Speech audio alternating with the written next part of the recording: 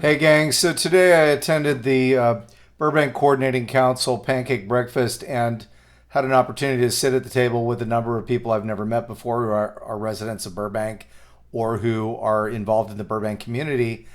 And, what I noticed, since I don't get out, I don't personally get out and socialize or go to these kind of events very often. Maybe once or twice a year I do, I make appearances at functions like this. Uh, I noticed, first of all, I must identify the fact that I'm generally socially awkward. In other words, despite my a demeanor, what people perceive as my outward demeanor, I'm really actually a very introverted person, and naturally that's who I am.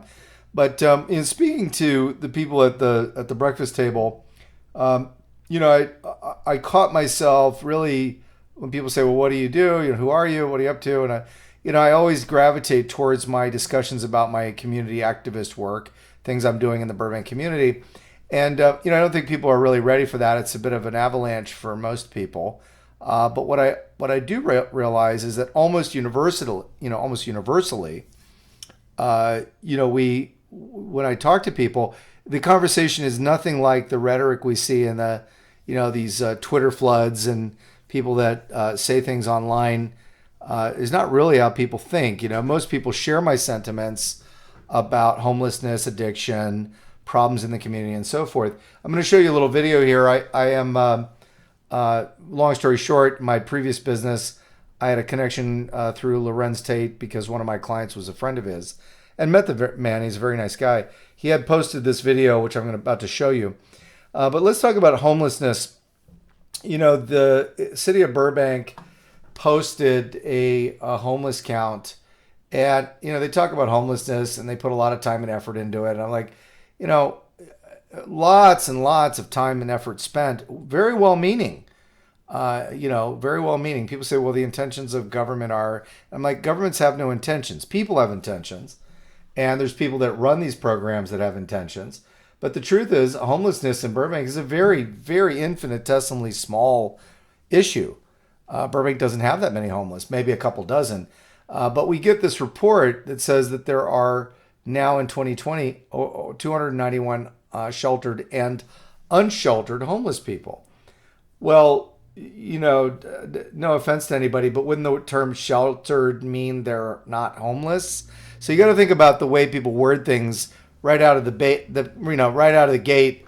I took a video of a guy who was in a trailer, and I put that online saying, we've got people living out of trailers. He got very offended. He posted a comment on the YouTube video saying that he wasn't homeless, that he was just visiting, that he was sleeping in the trailer because it was what he wanted to do.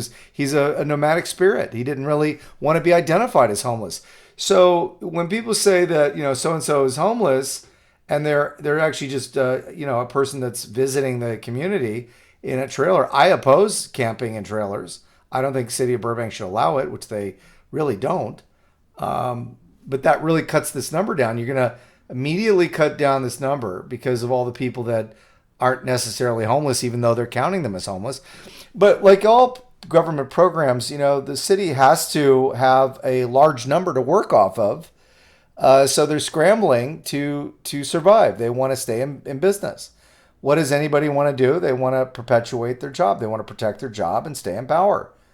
And no offense to anybody that wants to stay in power. We're all people that have self-preservation in our instincts.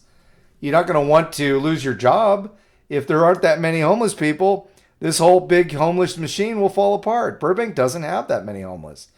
So let's talk about that for a second. In speaking with the police department, I've gotten their opinion. It's their facts, not mine, that the population of Burbank, including the homeless population, increases to about 250% of its normal population every day. So that means that the number of people that are counted as homeless during the day is probably two and a half to, according to them, is probably 2.5 times the number that it would be at night. And I can verify that when I go out at night and I drive around, I see almost none of the people sleeping anywhere in Magnolia Park that I would see during the day. None. There's one person, Carrie Mitchell, who I see all the time. I never see Brian Zach. He's a guy that I've run into many times.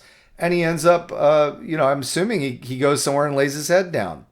I've also made the argument that the RV camp on the edge of town over at Cahuenga, which, the city had to pay to put a fence up because apparently residences were dealing with all of the transients, coming into Burbank, bothering residents. But when you look at the RV camp at the edge of town and you think about that for a second, well, they're riding in on scooters and skateboards and bicycles. Those are not Burbank's homeless. So something you really want to think about in terms of how the homeless are getting around also. Is it our responsibility to pay for all the people that roll into town for any reason? I'll give you an example. The Measure H was supposed to be the cure-all, the elixir, the absolute solution to our homeless problems. And they said, well, Measure H is going to take, a very small amount of money. They claim 0.25% of your sales tax. But it ends up being $6 to $9 million a year, a huge number. And it's a commission.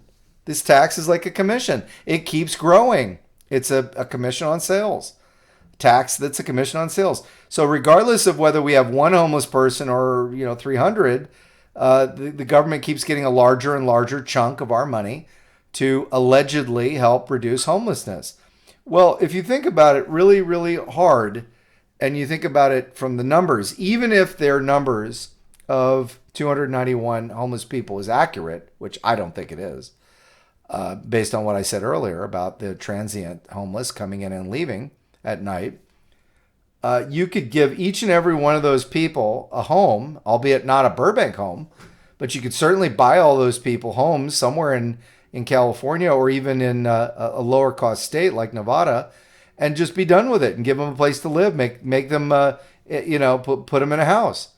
The military, our people fighting for our freedom don't get anything more than a cot, a rack we call it when I was in the Navy, and they sleep in these quarters that are very modest and very, very small. We have sailors who travel the whole world in a submarine who get nothing more than a cot and a place to eat, and their duty station is a very small little space. Yet we are taking $6 to $9 million a year to Measure H to give palaces to addicts and people that are homeless. So let's take a look at this video. This is a video Lorenz Tate put up on the web, and it shows how homeless people get around. This is not California. This is not Los Angeles. But the point of this is just to show you that here you have a guy who's hitching a ride. It's in the old days it would be trains. They use the term hobo, which is interesting that hobo now has permeated fashion. They call it a hobo bag. Women refer to their handbags as hobos. But you think about it and you see that people travel around. This guy's risking his life. It wouldn't take much of a bump to knock him off. He's risking his life to travel wherever he's going and getting around. Now, Burbank Bus and all these different Metro and Metro Micro and all these different programs are really just one of the reasons, multiple reasons why we have homeless people in Burbank at all, because we bring them in, we import them. So my closing thoughts are, it's a big question.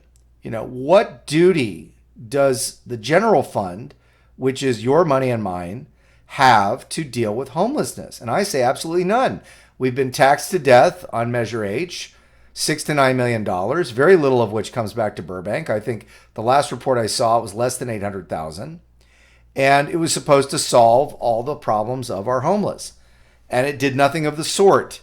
In fact, it's just a theft of funds. And everybody jokes about it, but they're all kind of bitter. The police have mentioned it. The Community Development Department has mentioned it. Everybody's mentioned that the Measure H has been a complete failure. Even the county supervisor has said that these Measure H funds, throwing money at the problem, hasn't solved it.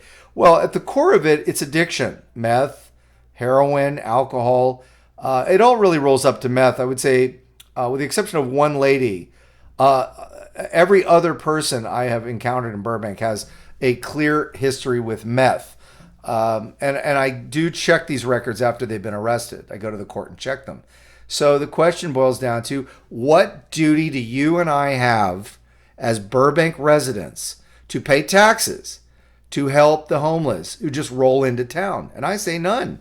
I say if you're born here, you've lived here for a very long time, and you fall on bad times, hard times, or you have family here and they're actually here. If you were born here, 30 years ago, that doesn't count. There has to be a clear plan. You cannot simply say, well, we allegedly have a duty to help every homeless person. No, you don't. You don't, because if you start saying that, the cost of helping each and every homeless person right now, even though it's not being done, is almost $30,000 a year. And it's not nonsense, because not one of those people on the street is getting $30,000. If you gave them $30,000, they would do heroin or meth and overdose and die. So the money is just going to consultants and fees, and the government's taking their commission. That's what I fondly call the commission for doing their duty, which is very little. And so at the end of the day, I say, let's go back to, the Burbank's homeless plan. In the homeless plan, when they presented it to city council, the words addiction and drugs didn't even appear until the past 30 pages. And the number one cause of property crimes in Burbank is meth addiction, and the primary cause of homelessness is addiction to drugs or meth. And if you don't believe me, please do your own homework, study it, look at it, and get into it. I've done my homework, and that's what I have found out from speaking to people, from meeting the people, from actually checking their records and learning more about them. And so, we don't have a duty to help everybody. We have to set limits.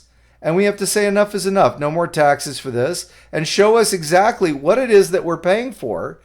And the last thing I'm going to say in closing is this. Many times I've said to the city, look, why don't you set up like an army-style barracks? Nothing less than what our own government has given to our men and women fighting for our country's freedom. Nothing less. Certainly probably better, because what they get is very modest. People fighting for our freedom get very modest accommodations. I can speak from firsthand experience.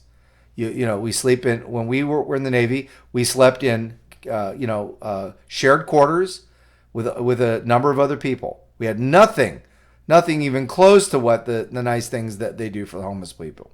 Nothing, not even close. So when you talk about giving the homeless people here in Burbank something, first, vet them out. Are they really Burbankers? Are they from Burbank? If not, then we have no duty to help them whatsoever, in my opinion. They come rolling in on their skateboard from North Hollywood, let North Hollywood take care of them. If they come in on an RV and they're not from here, they're from Texas, let Texas take care of them. It's not our problem. They're not our residents. We have no responsibility to help them at all. In fact, if you went to go to a public school and you wanted to go to university, a resident is defined a very specific way. You have to meet certain criteria of residency. The same should be true of homeless services. So at the end of the day, I say this: if you build it, they will come. If you give them stuff, they will come. They'll come in droves from all over the country. It's been proven, and it will happen here in Burbank. What I recommend to each and every one of you is you speak to your elected officials at City Council, reach out to them, and tell them, no, we don't want to spend any more money on homelessness until we actually see proof that what you're already doing is working, which it's not, honestly. We hear about success stories, but no case studies. I saw one case study about Project Room Key. Okay, that's nice. Project Room Key is millions and millions of dollars. I made the argument that nonprofit organizations, churches, and other organizations, without a single dollar of taxpayer funding, are doing a great job of helping the homeless, helping people who are indigent, helping people who need things. Why don't we all encourage them to keep doing the good work they're doing and let them continue to get money from the public? And if they're doing a good job, they'll get more money. If they're not doing a good job, then they won't get more money. Let them prove themselves and show that they're actually getting the job done. The government has failed, absolutely, in every turn, failed to resolve the homeless issue in California. And in Burbank, I absolutely do not think we have enough homeless to justify $9 million being taken from us every single year.